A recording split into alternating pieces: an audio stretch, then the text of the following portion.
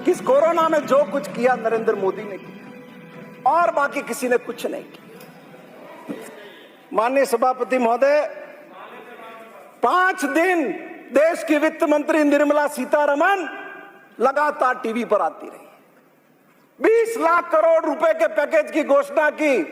अब कोई हिंदुस्तान का नागरिक निकल करके बता दे उसकी जेब में 5,000 रुपए भी आए हो तो, किसी के भी खाते में 5,000 रुपए आए हो तो बता दे, सिवाय गुमराह करने के। मैं आप सबको भी चुनौती देता हूं माननीय सभापति महोदय, और देश के नौजवानों को यह पता चल गया है कि भारतीय जनता पार्टी न तो अर्थव्यवस्था को समझ सकती है न अर्थव्यवस्था को संभाल सकती है। क्या बेरोजगारी की दर को आपने कहां पहुंचा दिया? 45 साल के आपने रिकॉर्ड तोड़ दिए और आप बड़ी बड़ी बातें करते हैं। क्या आप रेवेन्यू का हाल है? भारत सरकार का खुद का रेवेन्यू अप्रैल से जून तक का जो टैक्स रेवेन्यू 4 लाख करोड़ रुपए होना चाहिए था, वो 2,69,000 करोड़ पर आकर के खड़ा हो गया है।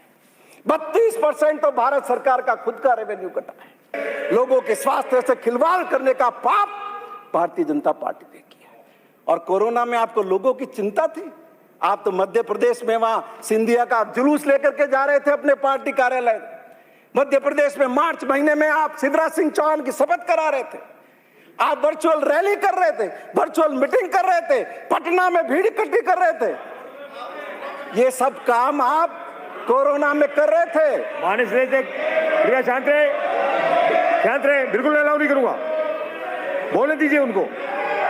माननीय सदस्य, और जैसे कि माननीय सभापति महोदय आदत है देश के प्रधानमंत्री की, अचानक से रात को 8 बजे टीवी पर प्रकट होते हैं, 12 बजे से बंद, कभी नोट बंद, कभी देश बंद, और पूरे हिंदुस्तान का डोमेस्टिक ट्रांसपोर्ट बिना किसी सूचना के बंद कर दिया।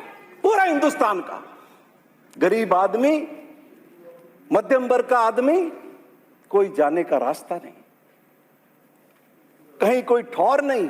महोदय, एक एक कमरे के अंदर 20-20 लोग रह रहे थे, सैकड़ों लोग छोटे से कंपाउंड में थे, एक टॉयलेट यूज कर रहे थे। आज मुंबई की जो दुर्दशा हुई है, कौन जिम्मेदार है उसके लिए?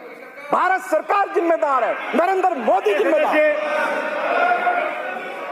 किसी का अंकित नहीं होगा।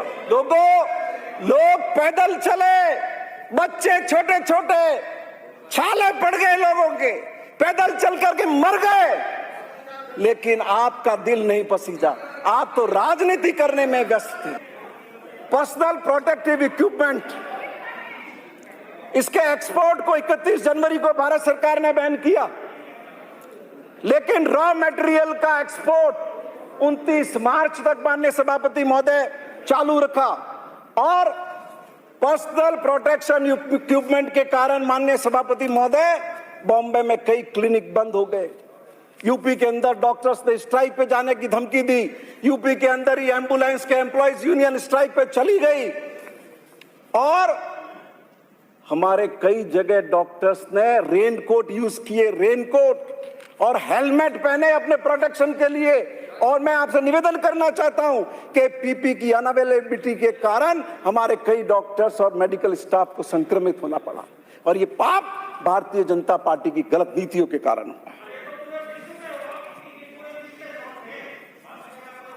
पूरे देश के अंदर जो टेस्टिंग कैपेसिटी है लैब की हमारी, उसका सिर्फ 36% यूज किया जा सका। इसके लिए कौन जिम्मेदार है?